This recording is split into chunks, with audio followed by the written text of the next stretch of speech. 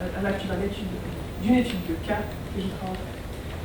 D'où mon titre, littérature, jeu de rôle, allez et retour. Ce sera plus clair quand je ferai cette étude.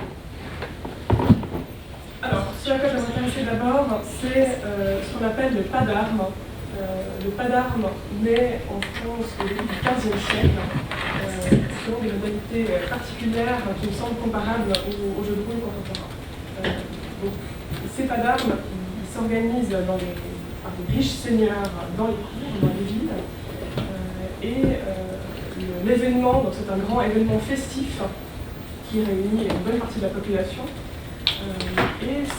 Pour cet événement, l'idée c'est qu'un personnage est déguisé. C'est un chevalier, il prend l'identité d'un chevalier qui est proche du chevalier de la littérature. Un chevalier défend un pas, donc un passage, ça peut être un pont, un arbre, un perron, une fontaine, etc. Et puis il doit ajouter contre tous ceux qui se présentent.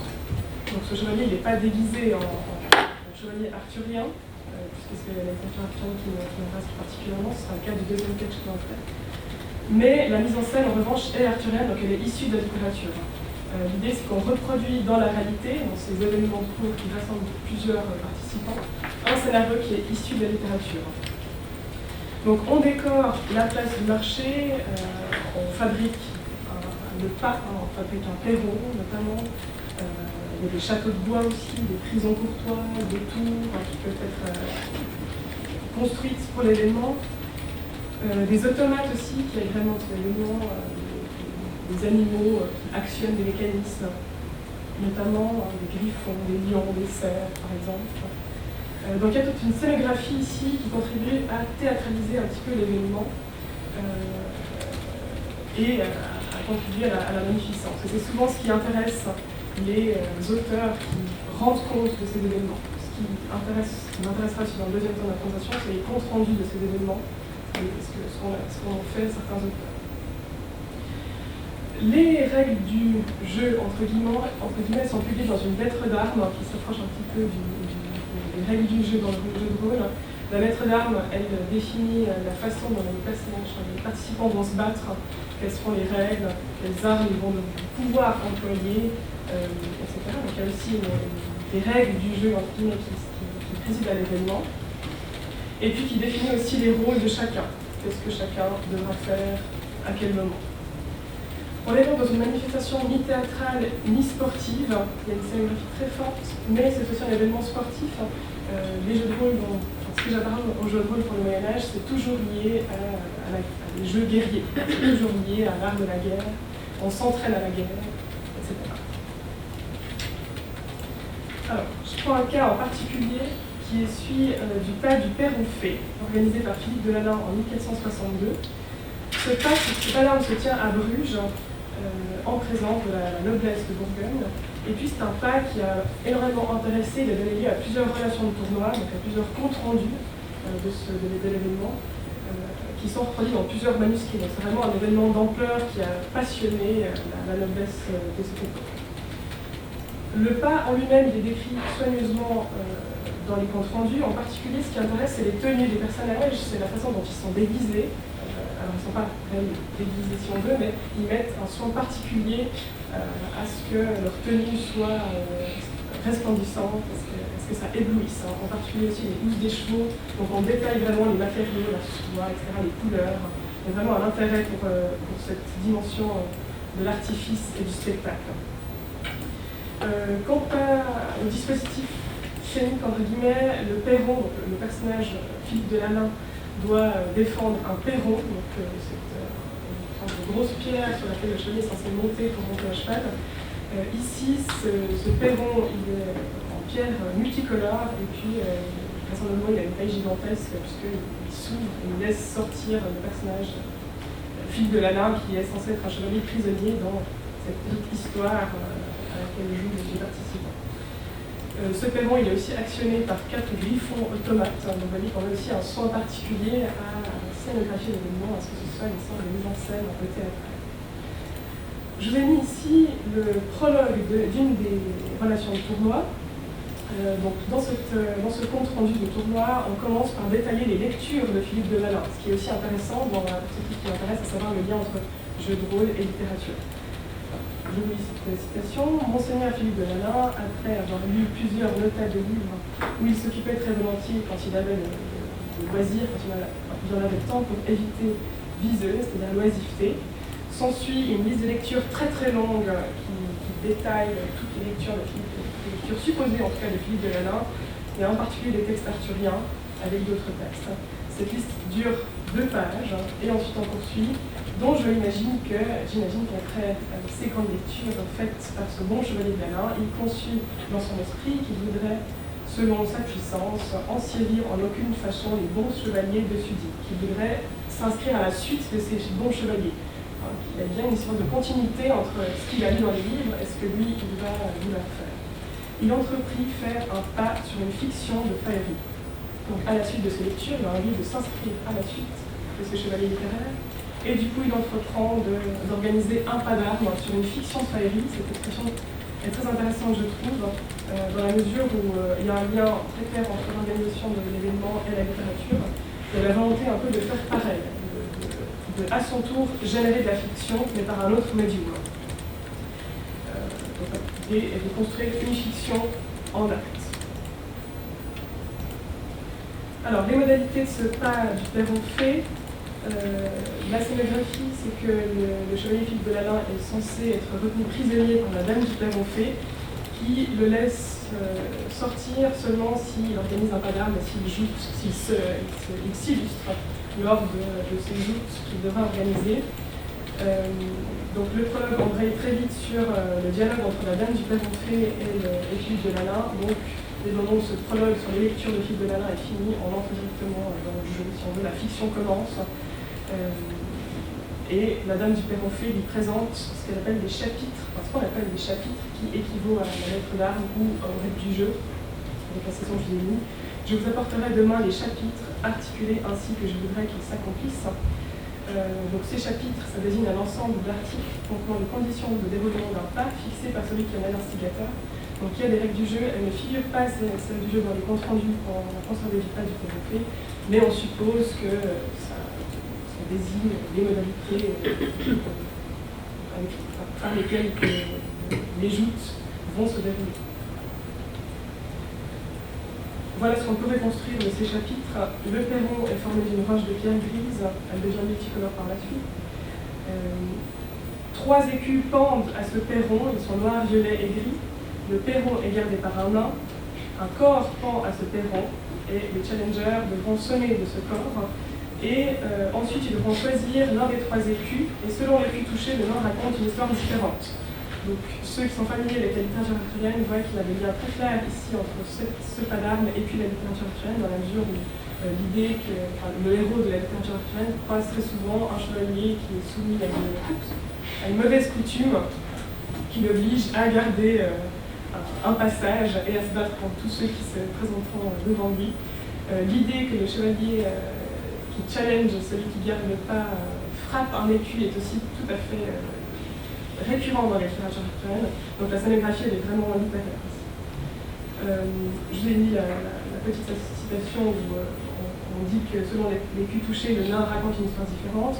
Et le nain de la dame qui est ici les mettra par esprit ainsi qu'ils viendront. Donc là, il listera les noms des participants qui viendront défier Philippe de Lalaing. Et aux écus à quoi ils toucheront, il dira l'aventure de l'écu et quelles choses ils devront faire. Donc, en fonction de l'écu touché, le nain dira ce qu'il faudra faire aux participants. On construit petit à petit l'action en fonction de ce que choisissent les participants. En l'occurrence, l'histoire que le nain dit est toujours liée à la façon dont il va falloir se battre. L'écu dicte les armes, les armes, donc la lance qu'il faudra utiliser, l'armure qu'il faudra porter. C'est aussi ça que le nain dicte selon l'écu qui est touché. Alors, il faut peut-être préciser ici que les personnages ne suivent pas nécessairement à la lettre un texte qu'ils auraient appris, mais que l'action se construit aussi autour de l'improvisation. Elle se construit aussi, bien sûr, en fonction du résultat des joutes. C'est aussi ça qui fait la part d'imprévu.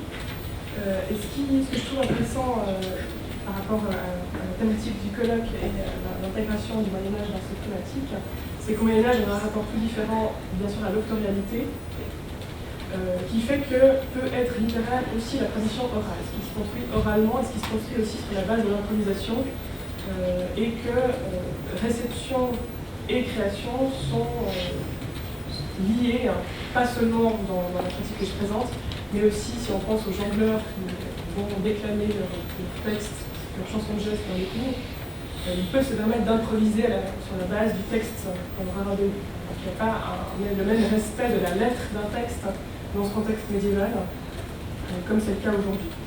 Donc réception et création vont naturellement de pair. C'est aussi le cas pour les copistes. On n'est pas du tout obligé de copier à la lettre le texte qu'ils peuvent recopier, mais ils peuvent ajouter des passages entiers, transformer des passages qui ne leur plaisent pas, retrancher des passages. Donc il me semble que dans ce contexte-là, l'idée que la création puisse être liée à l'improvisation est tout à fait pertinente et acceptée. Voilà, l'autre dimension qui me paraît intéressante, c'est ce contexte d'oralité. Alors l'écrit est extrêmement présent au Moyen-Âge, je ne veux pas dire qu'il n'y a que de l'oralité au Moyen-Âge, mais néanmoins, on est tombé dans ce contexte où la littérature peut aussi se transmettre par oral, et que le caractère littéraire de la production orale ne fait pas vraiment... elle interroge, mais elle est assez admise dans ce qu'on étudie cette littérature. Pour terminer sur ce chapitre, enjeu des jeux guerriers, pour faire écho à l'idée de transmission, de ce que peuvent transmettre les jeux guerriers que j'apparente aux jeux de rôle.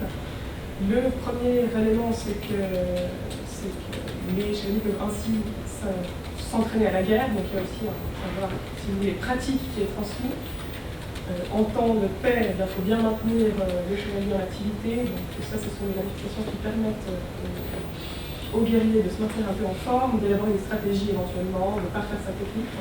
Donc premier gain au niveau du savoir, un savoir pratique. Mais ce qui prime surtout, c'est les trois derniers temps que j'ai mis, la sociabilité de cours, la formation de l'identité collective, l'identité héroïque, et puis l'expression de justice et de raison. Donc ces événements, ils sont valorisés au Moyen-Âge parce que imiter la fiction, c'est reproduire un idéal en acte. Donc il y a l'idée qu'en imitant, même pour le temps d'une fête, on investit soi-même des valeurs qu'on est en train d'incarner, et que dès lors, cet idéal est profitable à l'ensemble de la société. C'est le cas notamment, les seigneurs ont tout intérêt à ce que les gens, leur cour, jouent à ces jeux. La cour anglaise est particulièrement friande à cette époque de tels jeux, parce que justement, ça crée un ensemble, une collectivité autour de valeurs communes qui sont célébrées lors de ce type de fête. Concrètement, on devient un meilleur citoyen lorsqu'on se déguise en morceaux, lorsqu'on essaie de reproduire l'idéal que promeut le chevalier de la littérature. L'idée du lien social, il est aussi particulièrement intéressant dans la mesure où ces fêtes, elles ont lieu souvent en ville, et que du coup, alors seuls les nobles participent à ces fêtes, mais le peuple peut aussi regarder, peut aussi inviter à participer d'une certaine façon. Il ne joue pas, bien évidemment, mais comme c'est en ville, comme ça se passe en ville, elle vient d'une certaine manière intégrée dans ces manifestations. Donc il y a bien l'idée de garantir une sorte de lien social par le biais de ces fêtes, même si la hiérarchie est toujours maintenue. Le gain donc de ce type d'événement et de cet investissement des valeurs par rapport à la littérature, c'est que ce n'est pas une transmission unilatérale, si on veut, du livre au lecteur. Le lecteur lirait simplement un idéal dans un livre, mais qu'il y a un investissement de ces valeurs en acte, une sorte d'intériorisation de ces valeurs par l'expérience. Et c'est une idée pédagogique tout à fait porteuse, comme on l'a dit tout à l'heure. L'idée, c'est qu'en pédagogie, l'élève va faire lui-même la tâche et non pas que l'enseignant lui dise comment faire, il va lui-même mettre en acte la tâche. Il y a cette même idée dans ces fêtes et dans ces jeux de rôle, en faisant soi-même, en étant soi-même l'incarnation d'un idéal pour le temps d'une fête, et bien on intériorise ces valeurs et c'est bénéfique à la société. Du moins, ce que projettent les seigneurs, ce que plébiscitent ce type de fête. Pour illustrer ce lien, cette valeur qui est accordée au tournoi, au pas d'armes, aux jeux guerriers, une citation ici tirée du roman dont je vais parler tout de suite, c'est le roman du M. Les organisateurs font un lien clair entre le tournoi, et c'est un tournoi dans l'église, et le fait que les valeurs comme la générosité, l'honneur, la prouesse vont augmenter. Alors, je vous dis très rapidement. Largesse et prouesse ensemble et courtoisie, il me semble, ont en France le camp perdu, ils ont perdu du terrain, ces valeurs dont nous doivent être esperdus, le roi et tous si bons amis, le roi devrait en être, le roi et ses amis devraient en être, et ses proches devraient en être mécontents. On se voit venir tournoyer en France de très Nice, les Français en voient et se valent qu'ils ont perdu le bel Mestier, Dieu qui tend à voix de Mestier. Alors, comme on a moins de tournois en France, et bien dès lors, ça laisse place à des valeurs négatives, et le fait de refaire un tournoi permet à la prouesse, à l'honneur et à la générosité de reprendre du terrain. Donc il y a bien une valeur très importante qui est attribuée au fait de pratiquer ce type de jeu de rôle. Alors je passe maintenant à mon deuxième point, au deuxième point de ma présentation, l'aller-retour entre littérature et jeu de rôle. Donc en soi, on a accès à ces types de manifestations par les comptes rendus qu'on a conservés. Et il me semble intéressant maintenant d'interroger le statut de ces comptes rendus et leur dimension littéraire. Qu'est-ce qu'on fait de l'événement déguisé, du jeu de rôle? Alors, je parle de l'étude d'un cas, c'est le tournoi du M. C'est un tournoi assez ancien par rapport à la chronologie du tournoi déguisé et du jeu de rôle médiéval. Puisqu'il date de la fin du XIIIe siècle, les parrains nous datent du début du XVe siècle. Ici, il s'agit d'un tournoi organisé par Aubert de Longueval et Huard de Bazantin. Je ne détaille pas cette fiche technique. Ce qui m'intéresse surtout, c'est que les participants à ce tournoi sont déguisés en personnages arthuriens. Donc, deux éléments qui contribuent à l'identité fictive et au ludisme. Le premier, c'est que les participants se déguisent en personnages arthuriens, prennent le nom de ces personnages, et puis qu'on alterne entre les joutes et puis des espèces de petites aventures qui viennent agrémenter les joutes. Donc ces intermèdes aventureux, ils sont prévus à l'avance. Et ce qui est particulièrement intéressant pour ma perspective, c'est le compte-rendu qu'on fait de ces éléments. Le compte-rendu ne fait pas de distinction entre ce qui est de l'ordre du théâtre et ce qui est de l'ordre de la fiction, si on veut. On fait comme si tout l'événement, comme s'il n'y avait pas de scénographie. On raconte l'événement à la manière du roman. Alors, premier élément de la fiction, c'est le déguisement. Ces identités ne sont jamais démasquées dans le compte-rendu. On ne sait jamais qui prend le rôle de queue. On ne connaît pas son nom. Même chose pour le personnage qui joue Guenièvre. Guenièvre est la présidente de ce tournoi. Et on ne sait jamais qui c'est, si c'est grâce à un verre qui la désigne comme la sœur de l'organisateur, mais à aucun moment son nom est présenté. Il y a aussi un personnage qui joue le rôle de Sorel d'Amor, qui est un personnage tiré du Cligès de Chrétien de Troyes. De nouveau, on ne sait pas qui c'est, qui joue ce personnage. Et puis un chevalier au lion, qu'on peut peut-être associer à Robert d'Artois, mais les choses ne sont pas claires là non plus. Et enfin, le personnage de courtoisie, qui est celle qui donne les consignes au début du texte. Il emporte cette allégorie, probablement qu'un personnage jouait le rôle de cette allégorie, mais de nouveau, on n'a pas d'éléments qui nous disent de qui il s'agissait. Alors, ils ne se contentent pas seulement de prendre le nom du personnage arthurien, mais ils adoptent aussi leur comportement. Donc, contrairement à ce qui se passe pour le jeu de rôle moderne, il n'y a pas besoin d'un descriptif complet de ce que serait le caractère du personnage, puisque tout le monde connaît que. Là, on investit le rôle de queue, le sénéchal à la mauvaise langue du roi Arthur. Pas besoin de trop détailler le caractère du personnage. Ici, il respecte totalement ce que la tradition a construit autour du personnage de queue. C'est un personnage comique, on se moque de lui. Et on souligne en particulier sa mauvaise langue, comme c'est le cas dans cet extrait que je ne lis pas parce que le temps file. Mais la reine Guenièvre l'accuse d'avoir une langue lamale, un taisier volant de la malle au dernier hiver. Donc, cessez d'activer votre mauvaise langue. Néanmoins, alors malgré le fait qu'il soit un personnage comique, il se bat tout de même, et puis il se bat assez bien contre un autre personnage. Donc là encore, il y a une part d'improvisation dans l'investissement de son personnage, même si le canevas de base sait que Queue est un personnage qui a une mauvaise langue, qui critique les hommes et les femmes, qui se vole, etc. L'identité fictive, elle est génératrice de création et de fiction dans la mesure où elle est participative. Ici, un petit exemple.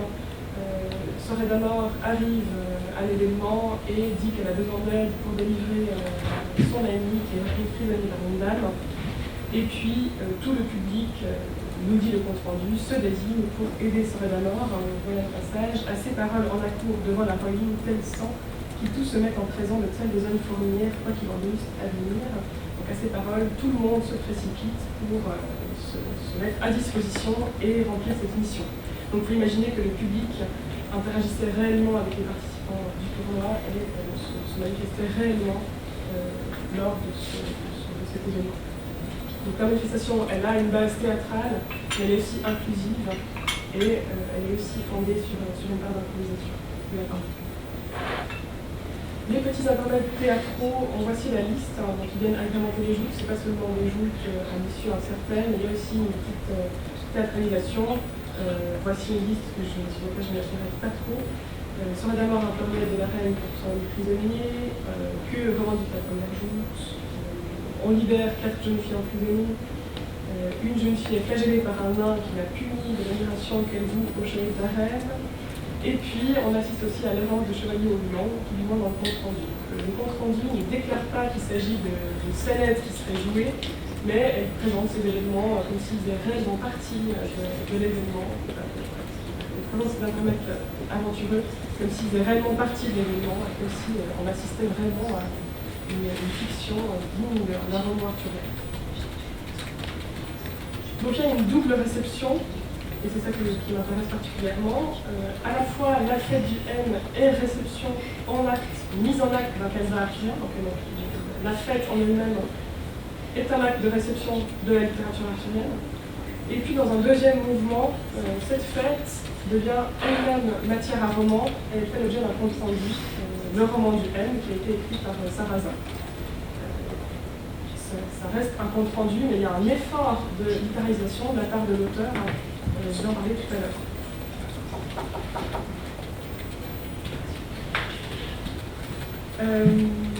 Oui. Donc, les transferts des modalités du roman à la réalité permettent à cette même réalité de devenir à son tour matière à roman. Voilà, donc la fête du N peut générer à son tour de la littérature et s'apparenter à de la création. Donc je disais, Sarrazin fait un effort ici pour littérariser son compte-rendu. Quelques éléments pour le prouver. D'abord, comme je l'ai dit, les identités des personnages, les déguisements ne sont jamais élucidés, on ne sait jamais qui est Queue, on ne sait jamais si les aventures ont réellement lieu, s'il s'agit de pièces de théâtre, etc. On désigne ça comme si c'était un roman. Et puis, quelques efforts esthétiques, on introduit la dialectique Arma et Tamor lorsqu'on décrit les combats. On ne décrit pas juste les combats, mais on dit qu'il y a une implication amoureuse des personnages qui se battent. Le narrateur intervient à la manière d'un narrateur de roman, avec ces deux exemples, que je ne lis pas pour essayer d'avancer un petit peu. Et puis, dernier exemple, on introduit des rimes qui sont tout à fait celles qu'on trouverait stylistiquement dans un roman arthurien. Celle que j'ai l'an dernier, on désigne les chevaliers de la reine Guenère comme les meilleurs en tout le monde, aussi comme le dire à la Reonde, la rime monde, et Reonde est une rime qui est tout à fait typique dans les romans arthuriens et qu'on reproduit si on trouve en compte rendu. Donc il y a vraiment un effort de littérarisation qui se traduit aussi par l'usage du vers, qui est plus forcément évident à la fin du XIIIe siècle. Donc il y a bien cet effort qui est fait. Autre preuve, c'est qu'on utilise le terme roman pour désigner ce texte. Alors on pourrait croire que le mot roman désigne une composition en langue vulgaire, comme le fait l'éditeur, mais il me semble qu'il y a plusieurs indices qui montrent que le mot roman doit être compris, non pas comme une composition en langue vulgaire, mais comme genre littéraire, le roman qu'on connaît aujourd'hui, puisqu'on utilise aussi cette expression dans le prologue pour désigner les créations de Chrétien de Troyes, et l'usage du mot roman en tant que genre littéraire est attesté dès le IIe siècle. Donc là, c'est un siècle plus tard, donc on on imagine que c'est un sens qui est connu, et puis qu'il y a bien un effort esthétique qui est affirmé dans ce prologue, avec l'expression un roman il vaudra extraire un roman, composer un roman, c'est pas seulement écrire en langue vulgaire, mais il y a bien un effort littéraire ici. Donc le compte-rendu privilégie une réception romanesque du texte. L'œuvre est donc hybride, à la fois c'est une sorte de reportage sportif, mais à la fois elle adopte les codes d'écriture, les motifs et les personnages du roman arthurien en vers.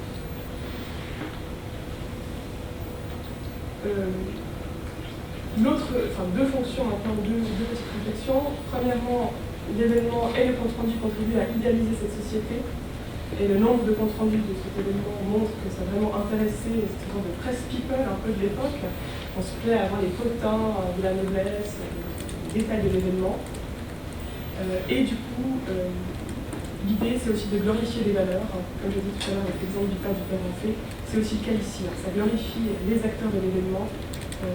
Et puis ça encourage à l'imitation, donc il y a bien une société qui se crée là autour.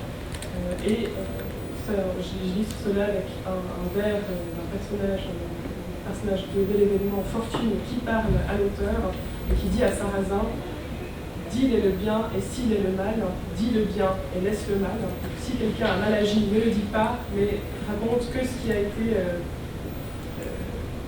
positif dans l'événement, raconte que les hauts faits, et ne raconte pas les mauvais faits. Donc il y a aussi l'idée d'idéaliser l'événement par une compréhension. Enfin, dernière réflexion, l'idée de transfictionnalité, puisque c'était aussi un peu qu'évoquait l'argumentaire. Est-ce qu'on peut parler de transfictionnalité pour le jeu de rôle, pour le cas du thème particulièrement intéressant, puisqu'on endosse des entités arthuriennes qui sont attestées, qui font l'objet de transfiction dans la littérature. Christine Ferrand-Pahaché parle de transfiction médiatique. Ce concept de transfictionnalité peut être étendu à la transmédialité et à ce titre il peut rendre compte du transfert d'éléments arthuriens dans d'autres supports que littéraires qui ont à voir avec la personnalisation. Et il me semble que cette idée est assez porteuse. Dans le cas de la fête du N, on crée de nouvelles aventures aux personnages fictifs et littéraires, mais ces nouvelles aventures ne se produisent pas via le médium du papier, de la lettre, du texte, mais via le jeu plus ou moins improvisé des personnages qui met l'identité fictive et l'identité réelle. Donc il y a bien l'idée de transfictionnalité, mais avec un autre médium. Alors, pour terminer, que nous disent les comportements romanesques sur la pratique du jeu de rôle? Le contexte du Moyen-Âge rappelle que la culture orale peut être l'objet d'une littérarisation. Il montre que l'acte de réception, que ce soit par la reproduction manuscrite, la déclamation orale d'un texte, d'une lettre, ou par l'investissement physique d'une histoire construite au fur et à mesure, des décisions de chacun des participants. Donc cet acte de réception est générateur de nouvelles fictions, et générateur de création et de littérature.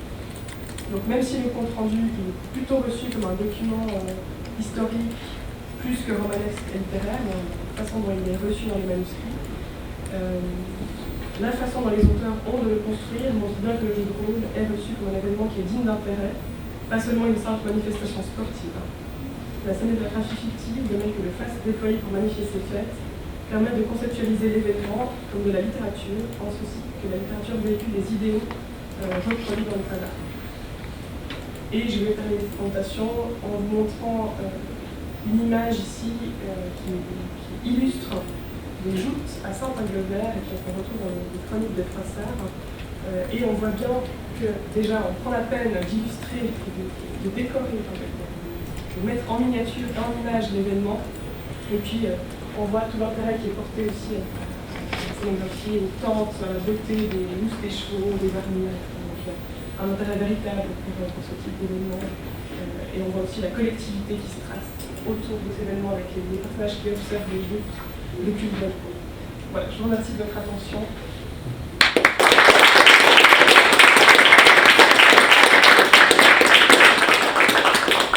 Merci beaucoup, Géraldine. On a pu voir que les romans de la table ronde, contrairement à ce qu'on pourrait croire, n'ont pas forcément mené directement au jeu de rôle sur table, mais bien à des jeux de rôle réels qui nous font un peu penser à certains jeux télévisés d'aujourd'hui, à de jeux sans frontières à Fort Boyard, avec différence près quand même, comme tu l'as bien montré, que justement, et c'est justement ce qui est intéressant, ces jeux de rôle médiévaux jouent de la dialectique, de l'écrit et de l'improvisation, et de ce point de vue-là, ressemble à des pratiques finalement assez modernes. Je lance donc la discussion. Oui. En fait, quand j'entends ça, plus que du jeu de rôle, ça me fait penser à deux choses. Ça me fait penser d'une part au concours de cosplay. Donc on a des gens qui se déguisent dans leur personnage préféré, fondamentalement, et qui font des performances basées sur ces personnages. Et une autre pratique, c'est la fanfiction. On a l'impression qu'on écrit des nouveaux chapitres du mythe arthurien à la manière de Chrétien III dans le cas présent. Oui, tout à fait, oui. C'est vrai, je rejoins tout à fait Agnès, effectivement, on se déguise, on essaie de recréer.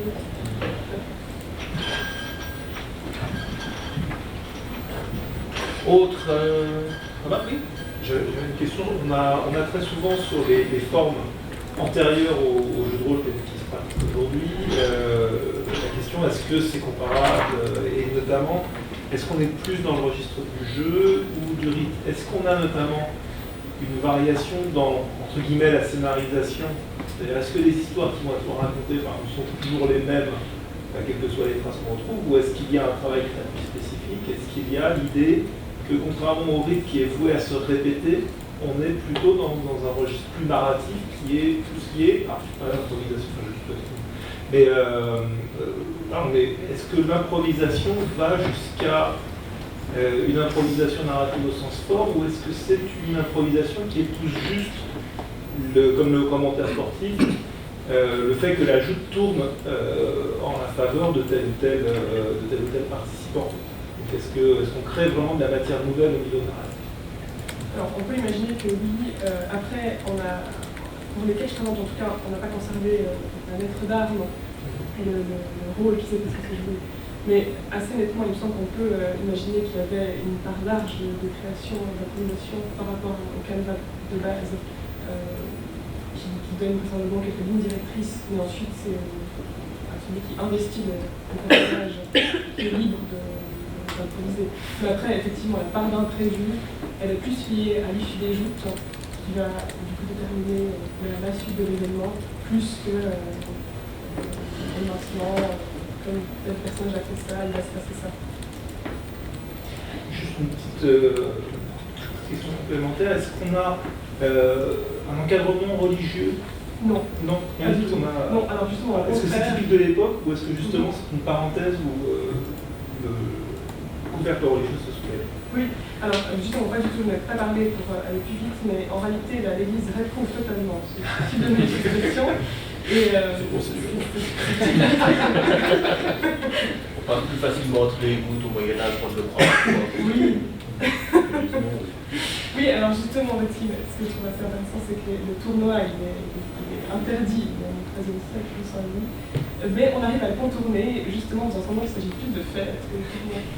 Donc voilà, c'est un moyen de contourner un petit peu l'interdit de l'Église. Mais l'Église n'est pas du tout favorable, ne serait-ce que parce qu'on n'a pas limité la littérature, il y a une condamnation assez forte de la part de l'Église. Aussi parce que c'est des jeux violents. On meurt dans ce genre de manifestation. En plus, on fout pour l'américain. Oui. Oui. Je voulais justement à cet égard qu'extra la parenté avec les mystères et puis cette tradition à la fois de la franquine, de la saga. Alors la grosse différence, c'est l'introduction du jeu de la guerre, de l'art des armes, et que le mystère, c'est vraiment le théâtral, mais aussi avec une part d'improvisation, il me semble que là, elle est plus ancrée. Il y a quand même une tradition commune ou pas du tout? Non, là, ce que je présente est vraiment issu des tournois. C'est vraiment des tournois, et après, pour contourner l'interdit, petit à petit, ça se transforme en fête. Mais je ne pense pas que ce soit nécessairement lié. Oui. En fait, vous avez parlé d'une espèce de manifestation sportive. Il y avait un côté un peu artistique, enfin, je dirais narratif, Oui. inspiré des récits arthuriens, mais il y a aussi un côté sportif. Est-ce qu'on a dans ce contexte des fans, des espèces de noms qui reviennent? Vous avez parlé de Robert d'Artois. Est-ce qu'il y a des superstars qui naissent de ces phénomènes? Oui. Je ne pourrais pas vous faire la liste, mais clairement, oui. Et c'est pour ça que les comptes rendus intéressent en fait. Donc, mais même si les personnages sont pas cités, on peut imaginer que sur place, les gens reconnaissent tel ou tel personnage, disent ah je suis venu le voir. Alors, est-ce qu'il y a un phénomène comme ça de fans? Vous dites oui, il y a un vrai engouement aussi parce que c'est un peu les people de l'époque. Ouais. Donc on s'intéresse à qui a gagné, qui a bien ajouté, d'où l'intérêt du compte rendu. Et dernière micro-question, est-ce que on a un phénomène de jeu, c'est-à-dire avec des points, des gagnants, des perdants, ou est-ce que c'est purement narratif comme le demandait monsieur? Oui, il y a un phénomène de points évidemment dans la mesure où à la fin, à l'issue, on décerne un prix qui a le mieux ajouté. Donc ça c'est assez précis, c'est pas forcément spécifique à ce type de manifestation, c'est pratique aussi dans le tournoi traditionnel. Qui va gagner, ce qui s'est illustré. Dans le cas du Père en Fée, il y a tout un cérémonial sur la remise des prix, avec un petit poème à chaque fois, c'est assez ritualisé. Merci. Juste une petite indication bibliographique, lisez Guillaume le Maréchal, le meilleur chevalier du monde de Georges Duby, qui raconte l'histoire d'un chevalier tournoyeur qui est une vraie superstar de son temps. J'ose vous demander de répéter de nouveau le nom. Guillaume le Maréchal ou le meilleur chevalier du monde. Le grand historien Georges Duby. Merci. C'est l'école de la charnière qui est 12e et 13e siècle. Oui, il y a une question. Moi j'ai une question. Pardon. Non, mais d'abord vous. Est-ce qu'il y a une forme de maître du jeu ou d'arbitre? Quelqu'un qui garantit non, vous n'avez pas pris la bonne couleur de chaussettes pour Arthur, il faut changer. Oui, oui, il y a des juges qui sont désignés pour les dimensions sportives, mais il y a aussi l'organisateur ou c'est aussi des femmes qui éditent ce genre de règles, qui vont définir un terreau. Mais c'est en particulier des juges qui régissent les tournois. Peut-être une dernière question? Oui, très rapidement. Est-ce qu'il y a une forme de délocalisation géographique de ce phénomène-là? Est-ce qu'on le retrouve dans le monde anglo-saxon? Est-ce qu'on le retrouve?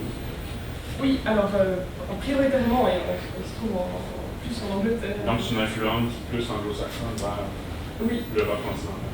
Oui, alors là, j'ai parlé de la France, mais en réalité, il y a beaucoup plus ce type de manifestation en Angleterre qu'en France, sous l'influence d'Edouard Ier et Franck, qui sont des artériens femmes, donc qui créent beaucoup d'engagement dans le film. Ça se produit aussi en Allemagne, donc c'est assez un succès européen. Voilà.